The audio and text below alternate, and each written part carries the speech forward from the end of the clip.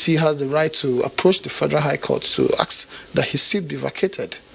Okay. Now, are there political implications, for both the APC and the new platform he hopes to run on?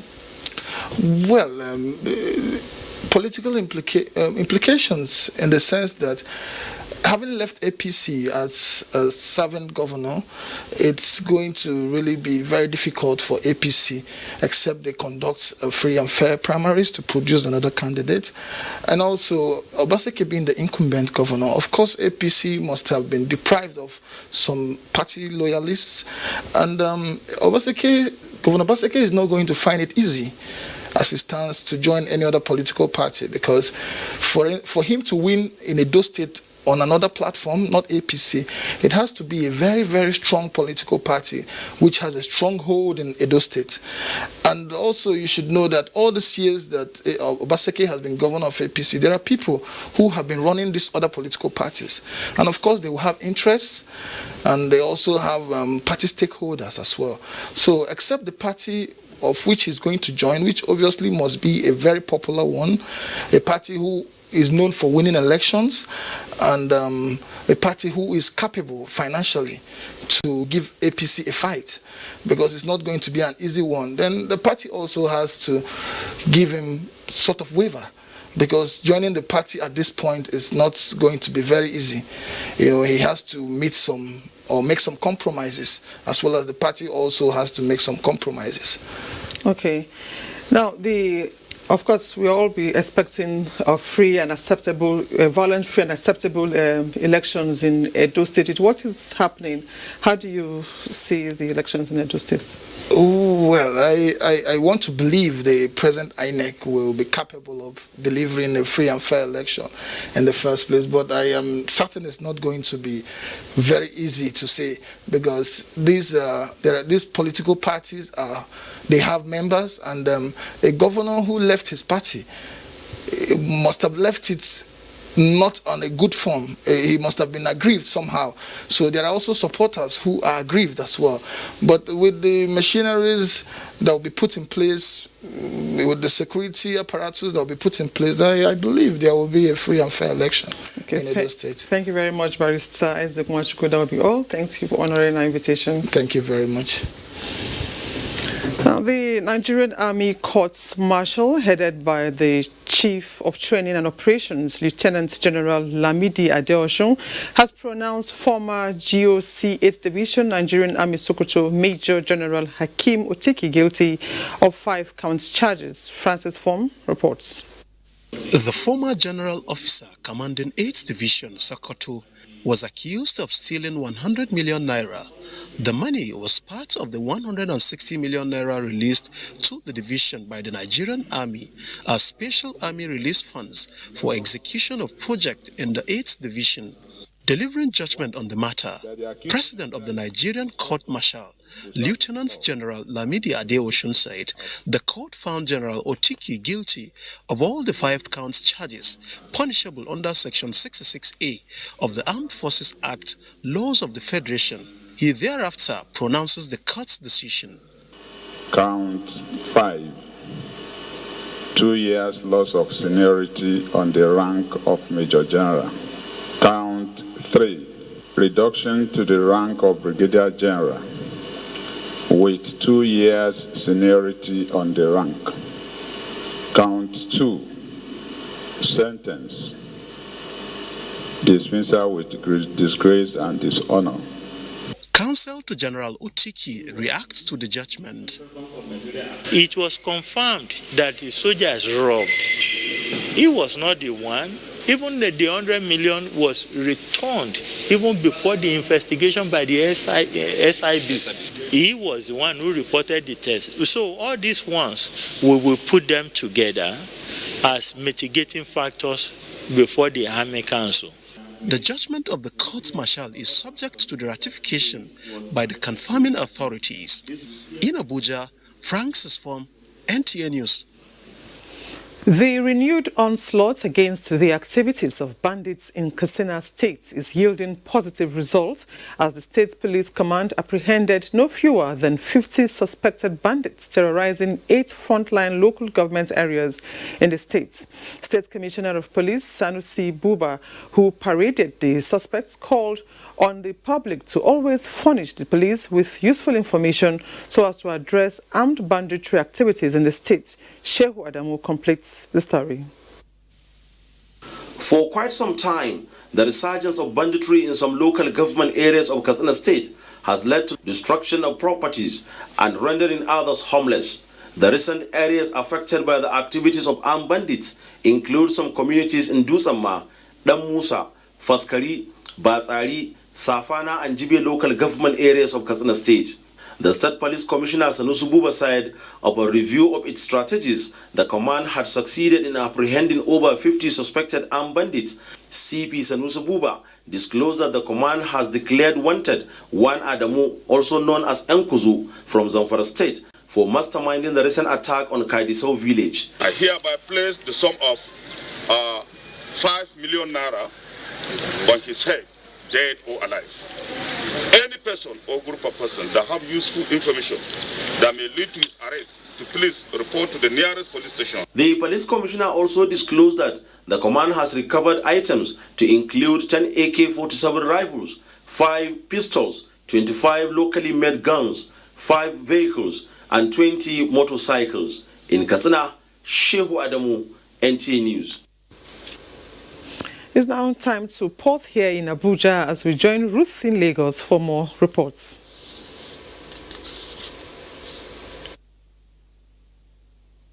Hello, Ifoma. Some commercial transporters who work on interstate routes from Lagos have lamented the implications of the ban on interstate travel on their income, urging government to provide a bailout for the operators before the pandemic lockdown is totally lifted. Nosa Osla x-rays the economic impact of the ban on interstate travel and the transportation sector. The embargo on interstate transportation has exposed many categories of business persons, especially long-distance bus operators, to untold economic hardships. We represent over 90% of the movement of Nigeria. We convey well over 3.5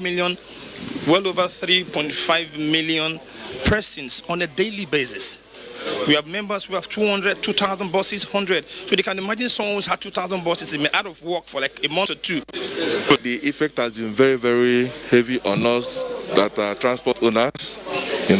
We really had a very big loss both on our businesses and our passengers. Commending the concerted efforts by the federal government, they however argued that road transportation, which is the nation's most popular means of movement, should not be allowed to be one of the casualties of the global scourge. Let businesses, interstate operation, function with control, with guidelines, with protocols to ensure that transmission of COVID-19 doesn't continue. Government would also give us intervention funds. We have the Urban Development Bank, the Central Bank. Funds could be domiciled in these institutions so that we can access them, and when we begin operation, we can use this fund to revitalize our operations. They added that government should consider the fact that when the prohibition on interstate passenger transportation is lifted, they are still going to face the challenge of observing social distancing, which means carrying fewer passengers and its effects on the recovery of their business. In Lagos, Nosa Osula, NTA News. Fund managers have been challenged to stay innovative in their operations as the traditional method of banking gravitates towards near extinction. Abolade Salami examines the place of infotech in the new scheme of things. A 2018 report from the World Economic Forum on Future of Work states that by 2022, about 75 million traditional accounting jobs will be lost to technology, while about 93% chartered accountant jobs will be be taken over by technological changes caused by fourth industrial revolution.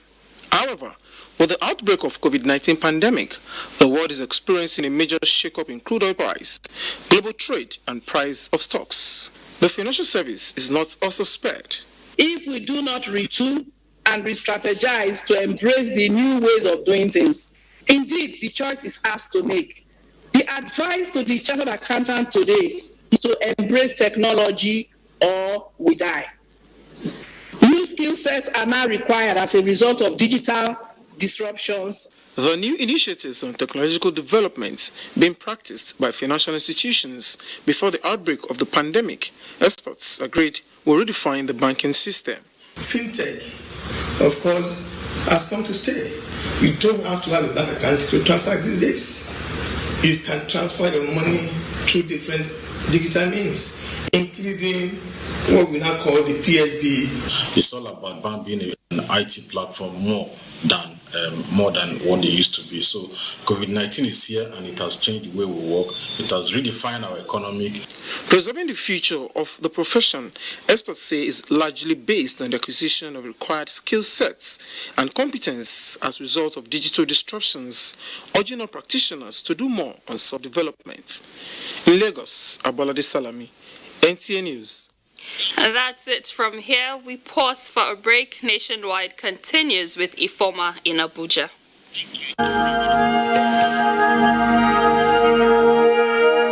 I wish to once again commend the frontline workers across the country who, on a daily basis, risk everything to ensure we win this fight. For those who got infected in the line of duty, rest assured that government will do all it takes to support you and your families during this exceedingly difficult period. I will also take this opportunity to assure you all that your safety, well-being, and welfare remains paramount to our government.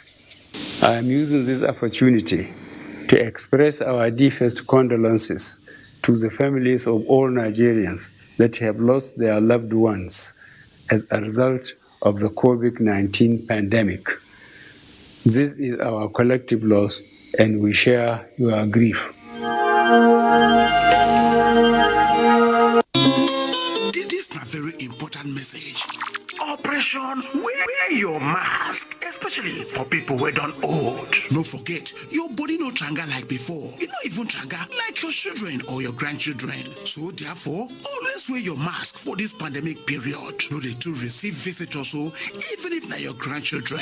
Make extra mask where you go fit wash, make like 2 and dash your neighbor 1. And if they come out for house, wear your mask always. And if you come back, wash your hand with soap and running water. To avoid coronavirus, make you for live long for your children and your grandchildren. No forget, Operation wear your mask, especially for people who don't old. Protect me, I protect you. Na coalition of societies for the right of older persons in Nigeria, COSROPIN, join body with National Orientation Agency, NOA, bring on this message. Wetin be this coronavirus thing? Na true? You see this coronavirus will be COVID-19. Now the whole world palava, and it don't they kill many people for China, Italy, UK, US, Spain, and even for other countries. Okay, wetin come be the reason why they say make everybody tanda for house? Now because if they waka pium go carry them from person we don't get them, you go carry come give your family them. Now so the thing take they kill other people for other countries. Okay, wetin come be that social distancing self? You see social distance. Now make we no come close, because this thing now from air and touch now with the contact. We suppose they at least 6 foot away from each other every time. So okay, no be only to wash your hand and to sanitize them alone. Make we not take this washing of hand thing take play, but make we come together, join hand as we take pursue Ebola, pursue this coronavirus. Make we be each other be keepers.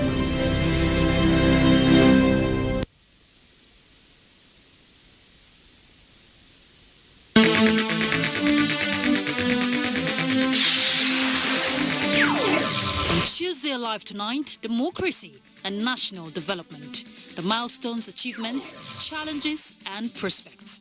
How robust is the social contract and strategies in consolidating democratic strides? Answers and more at 10:30 p.m. Don't miss it.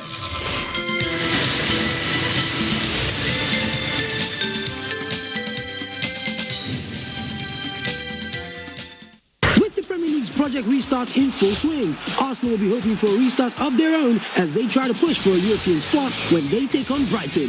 Watch Brighton versus Arsenal on Premier League Live this Saturday from 2:30 p.m. on NTA and NTA Sports. The Premier League Live is brought to you by Access Bank and Babai Jebu.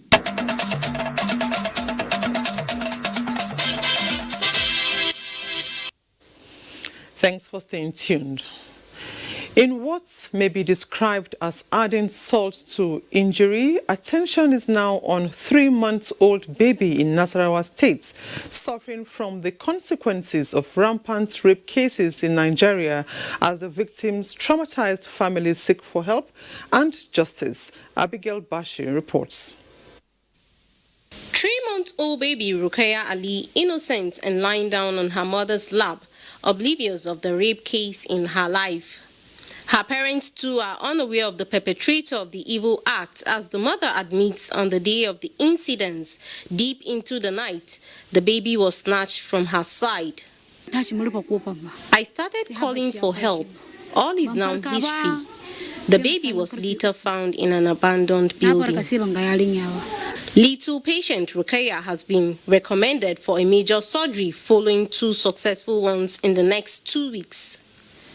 But doctors are on strike and treatment may be stalled as the family seeks for help. Nasarawa State First Lady Hajia Silifat Abdullahi Sule is assisting to offset medical bills and pursue justice for the victim. Her representative, Muhammad Musa Akwanga, delivered the message in Jos, where Rukaya Ali was taken for medical attention at the Jos University Teaching Hospital. In Lafia, Abigail Bashi, NTA News. Meanwhile, following the spate of rape and gender-based violence being recorded in the country recently, Nigerian women are advocating domestication of the Child Rights Act by all states across the Federation in order to facilitate protection of the Nigerian child from every form of abuse. Elizabeth Omori reports that this was the position of a group during a peaceful march against rape in Abuja. Rape, a global crime, medical experts say destroys the emotional and psychological being of the victim. Latest report from the Nigeria Police indicates that 717 cases of rape have been recorded within 5 months in Nigeria. The figure has been generating reactions from different quarters. The latest efforts at curtailing the incidences of rape is this peaceful march by the Nigerian Female Youth Council. The aim is to draw the attention of government, security agencies, and the society on the need to collaborate in the fight against rape, which is fast threatening the freedom of women and girls. We have experts to train Nigerian police. We are going to do that free to tell you how it's paining us. Train them when they see rape cases, how they will follow it up. For justice, like Vera and Co., we are asking the Nigerian police and the federal government to ensure that the perpetrators are brought to book. No matter what it's going to take, they should ensure that they are brought to book. As the group marched through the streets of Abuja, they made a stop at the Ministry of Women Affairs, where the minister assured them of federal government's support. This war is a societal war. It's not just a war for the Ministry of Women Affairs. It is a societal problem and must be addressed as such. Mr. President has also approved the launch of a national campaign. This national campaign is to educate, advocacy, sensitization, and involvement of people from the highest to the least. Mrs. Stalin reiterated that the ministry is working tirelessly with relevant government agencies to curb rape and gender-based violence. Enough is enough! Enough is enough! Enough is enough! In Abuja, Elizabeth Omori, NTA News. One of the challenges confronting the Nigerian child is the protection of their fundamental human rights. Oftentimes, the average Nigerian child faces challenges of sexual abuse, domestic violence, among others. How has the rights of the child been protected, and what is the position of the Child Rights Act in our society? Simbiat Agbaji examines the level of implementation of the Child Rights Act in Benue State vis-a-vis challenges confronting the Nigerian child as the global community marks Day of the African Child. I want the government to provide money for my parents so that they can pay my school fees. I said that because I want to help my aunties. These are the challenges confronting the Nigerian child today as they hawk as teenagers without having access to the basic necessities of life, such as quality education, shelter, amongst others. Other challenges facing the Nigerian child is lack of food, child rape, molestation, and abduction. When we hear of this child abuse, we swiftly move to the place and get hold of the child, then call the perpetrator to order. However, with the passage of the Child Rights Act and its domestication in Benue State, which is intended to tackle the challenges confronting these little ones, to what extent has it impacted on the society? The Child Rights Law was passed in 2008. It is not being implemented. Even the family code that was supposed to be constituted to determine cases that concern the Benue child, the family code is not put in place, it's not constituted, or it is not sitting. On the way forward, it is the views of various stakeholders that all hands must be on deck from both parents and the government to work out modalities to ensure that these little children's rights are being protected in order to guarantee their future. In Makurdi, Simbiat Agbaji, NTA News. Chairman of Nigerians in Diaspora Commission, Abike Dabiri Erewa, has described the alleged mother of 19-year-old Nigerian-American activist Toyin Salau in the U.S. as highly depressing and cruel. In a statement, the chairman urges government to conduct a thorough investigation on the circumstances leading to Ms. Salau's death. Toyin Salau, a 19-year-old lady of Nigerian origin, was found dead days after she was declared missing in Florida, the United States. Salau was said to have sent on her Twitter handle that she was sexually assaulted before she died. And Agatha in our Benin studio has more reports for us on Nationwide. Hello, Agatha.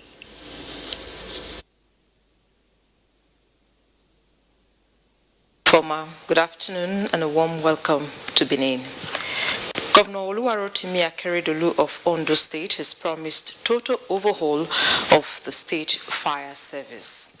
This was when he inspected the level of damage at Obanla, the commercial nerve center of Akure, the state capital, after the fire outbreak that destroyed houses, shops, and electronics worth millions of naira. Abiola Ario reports that the governor expressed displeasure at the slow response by men of the fire service. Governor said he has directed the State Emergency Management Agency to assess the extent of damage for adequate compensation. The fire, according to eyewitness accounts, occurred when residents living around the market raised alarm, but efforts to put out the fire were unsuccessful as the inferno burned down 5 houses, over 20 shops, with goods and other valuables worth millions of naira. It was around 8:30 and I was trying to look for the owner of the shop. I didn't see anybody. The fire was so much to the extent that I was even sharing tears. The victims alleged that the state fire services did not respond to distress call, and this accounted for the level of destruction. We went to fire service if they can be able to help us to quench the light. Unfortunately, they said they don't have water, that their motor broke down. No life was lost in the incident. In Akure, Abiola Ario, NTA News. And medical services at the University of Benin Teaching Hospital, UBTH, are in full swing despite industrial action by the resident doctors. Ifeoma Okafor reports on the situation at the hospital. At University of Benin Teaching Hospital, where one of the state's isolation centers for COVID-19 is located, normal activities are going on. From the outpatient department to the wards, patients are being given attention. They are working. The consultants are working. I'm on appointment today, and she gave me an appointment to come today, and then she attended to me. And I'll be booked against the next appointment now. Professor Omokwa Adeleye is the chairman Medical Advisory Committee, Research and Ethics of the hospital. In the circumstance, the consultants have been made to be more available and to be on alert and to be able to respond to the needs as much as possible. So while we feel the pinch of resident doctors being on strike, we are also doing our best to make sure that the services are going on as much as possible. As the COVID-19 cases keep soaring in Edo State, citizens are appealing for prompt resolution of the strike action so that resident doctors will go back to work. In Benin, Ifoma Okafor, NTA News. That's our package. Ifoma, it's back to you for more reports on Nationwide. Thank you, Agatha. The federal government says it is streamlining the value chain of the power sector to key into the recovery program to deliver 11,000 megawatts of electricity to Nigerians by 2023. Joshua Ojito reports that Minister of State for Power, Godi Jediagba, is meeting with agencies and key players in the sector to realize this goal. Electricity supply is being delivered along the three value chain of generation, transmission and distribution. However, their services are being impaired with challenges resulting in inadequate power supply. With the Power Sector Recovery Program launched by the federal government to address the challenges, the Ministry of Power is meeting agencies and key players on implementation of the program. Right now, government is probing that aspect with a view to streamlining it and improving services of both transmission, generation, and distribution. I assure you that at the end of this exercise, you will see improvements in this power generation project. Rural Electrification Agency is supporting the initiative with the off-grid power project to energize rural communities, where the Nigerian Electricity Management Services Agency, NEMSA, is strengthening its campaign against substandard electrical installations. We do monitoring too of premises to ensure that they are not within the right of way of power lines, to ensure safety. We are also keying into the Siemens project, the Presidential Power Initiative, to come up with blueprint in how to really harness Nigerians human capital, whereby we ensure that at the end of the day we handhold the project, we handhold the training facilities. So essentially what we like to do is to continue to promote private sector investment. The engagement continues with other key players in the power sector so as to improve electricity supply in the country. In Abuja, Joshua Ojito, NTA News. The federal government has promised to sustain its transformation of the Nigerian Correctional Service. Minister of Interior, Rauf Aregbesola, conveyed the commitment during the inauguration of newly procured operational vehicles for the service. Victor Azu reports. There seems to be no end in sight to the reformation of the Nigerian Correctional Service. Apart from the name change from the Nigerian Prison Service, the last 5 years have seen a change in the fortunes of the service. To the glory of God,